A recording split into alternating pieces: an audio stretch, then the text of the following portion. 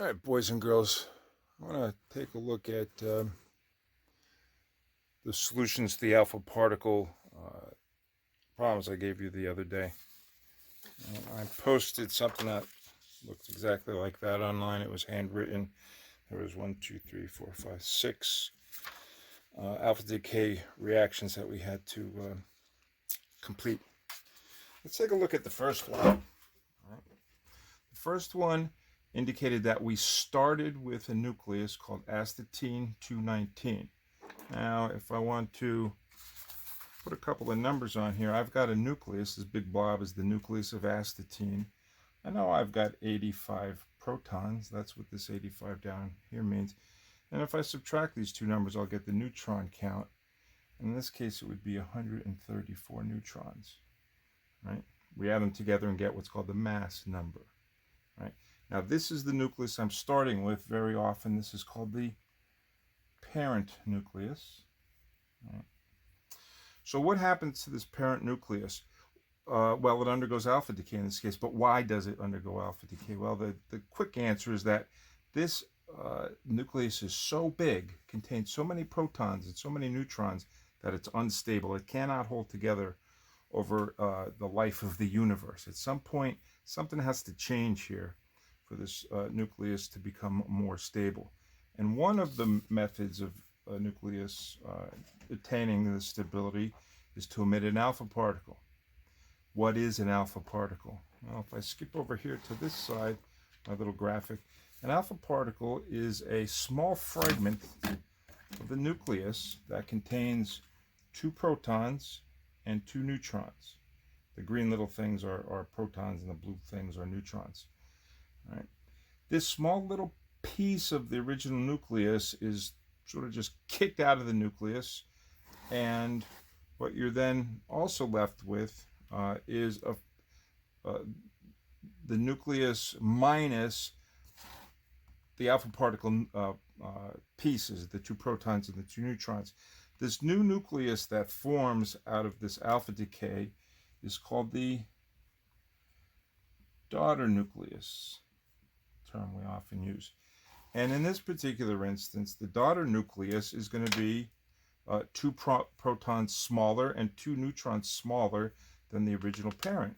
And it's because the alpha particle carries those 2 protons and 2 neutrons out of the original parent. So it's real easy. If the parent nucleus had 85 protons, then the daughter nucleus must have 2 less, or 83 protons. And the 134 neutrons is reduced to 132 neutrons. Okay. Now up here in the equation format that we use, all right, we write the symbol for astatine AT, and then the 85 protons, the atomic number below, and the mass number above, the 219. Now, when this decays, it forms, that's what this little yield sign is supposed to indicate, that astatine decays and forms some new daughter nucleus plus an alpha particle. I'll talk in a second why we symbolize alpha like this. Let's just figure out how would we symbolize this daughter nucleus. All right? Well, we need the symbol for the element represented here by this daughter nucleus, and that depends on the proton count. So we look at our periodic table, get a periodic table out, and track down the element that has 85 or 83 protons. 83 protons is right here. Bi. Bi is the symbol for an element known as bismuth. Bi. All right. You'll find bismuth, as a matter of fact, in a product called Pepto-Bismol. If you get an upset stomach, it's like an orangish, creamy liquid. It tastes like chalk. Really, actually pretty disgusting. But it contains bismuth, in case you want to know. And the bottom number is 83. All right. And the top number, the total mass number, would be the total number of neutrons and protons all taken together. When you add these together, you get 215. So astatine 219 decomposes to form bismuth 215 plus an alpha particle. As I said, I'm going to explain to you why it is we use the symbol for helium to indicate an alpha particle. Let's go back down here to this little drawing I made of an alpha particle. Remember the green circles here were protons. All right. And this also contains 2 neutrons. Those are the blue spheres. All right.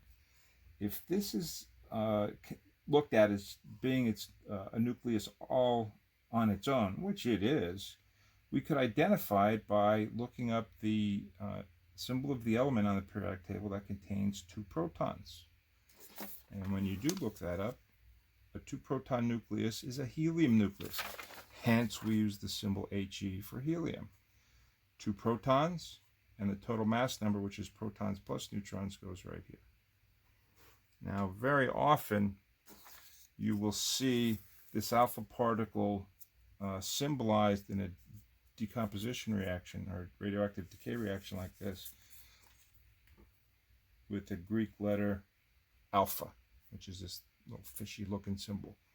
So if you see this, you should think, oh, that's an alpha particle.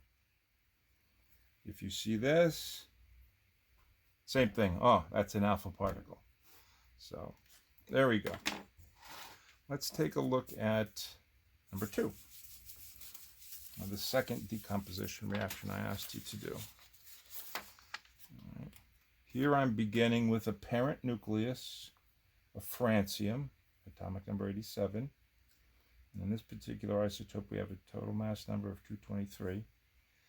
This large, unstable nucleus is going to undergo alpha decay and form some new daughter nucleus, and I'll put the answer in the square, plus an alpha particle.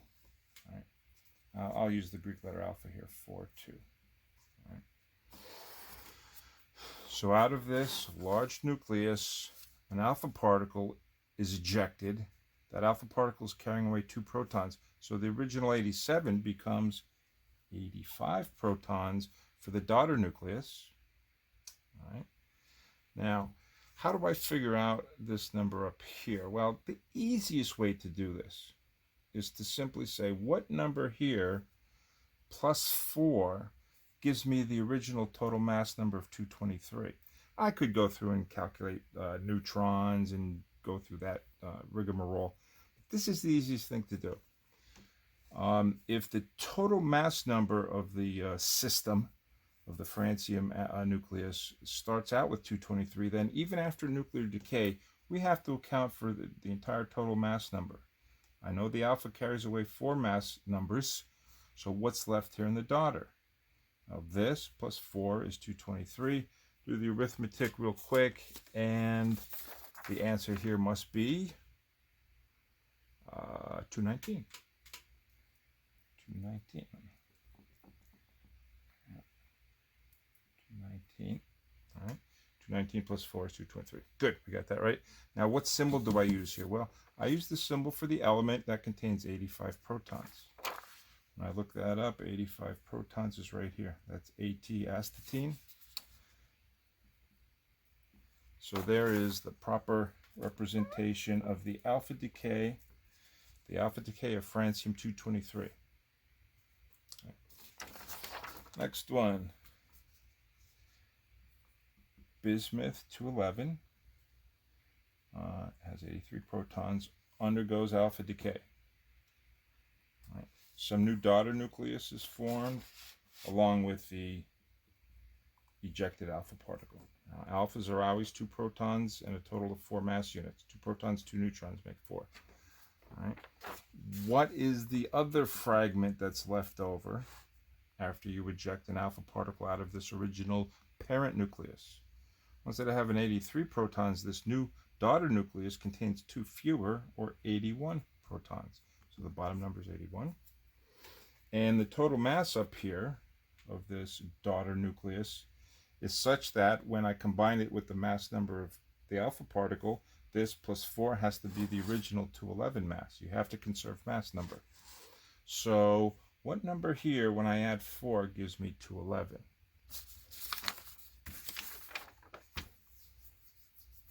It's going to be 207. 207 plus 4 makes 211. All right, now what's the symbol for the element here? Now the element that we need to use is the element with 81 protons. 81 protons, we look it up on the periodic table right here. TL for thallium. TL, thallium. There you go. Now, it's possible to write these alpha decay reactions in such a way that I don't know what the parent nucleus is, but I'm told what the two fragments are after the decay. Well, of course, since it's an alpha decay, the first fragment, or one of the two fragments, has got to be the alpha particle itself. Actually, in problem number 4, they use the alpha symbol. It doesn't matter, but I'll use what I had written down originally. And the daughter nucleus that's formed from this alpha decay is a lead. Lead, atomic number 82, with a mass number of 207. What original nucleus must have been present if the fragment I got out of the alpha decay was lead 207?